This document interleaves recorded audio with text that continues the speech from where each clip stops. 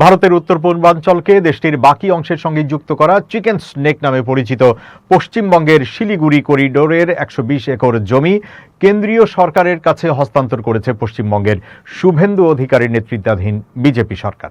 পশ্চিমবঙ্গ সরকারের মুখ্য সচিবের জারি করা একটি বিজ্ঞপ্তিতে বলা হয়েছে, জাতীয় নিরাপত্তা বৃদ্ধি, সীমান্ত এলাকায় বেড়া নির্মাণ ও পরিকাঠামো উন্নয়নের লক্ষ্যে এই সিদ্ধান্ত গ্রহণ করা হয়েছে।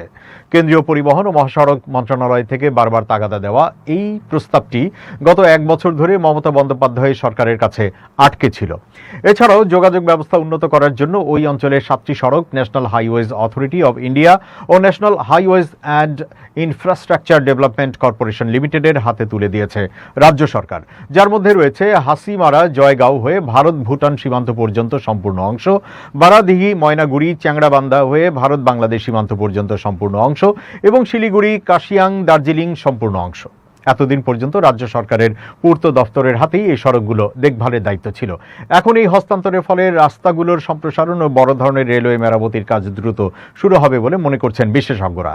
প্রসঙ্গত, চিকেন স্নেক নামে পরিচিত এই করিডোরটি সবচেয়ে সংকীর্ণ স্থানে মাত্র ২০ থেকে ২২ কিলোমিটার চওড়া। এই সরু ভূখণ্ডটি উত্তর পূর্বের 7 সিস্টার্স বা 7টি রাজ্যের সঙ্গে ভারতের বাকি অংশকে জুড়ে রেখেছে।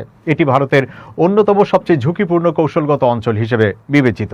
করিডোরটির এক পাশে নেপাল, ভুটান ও বাংলাদেশ এবং আরও উত্তরে রয়েছে চীন।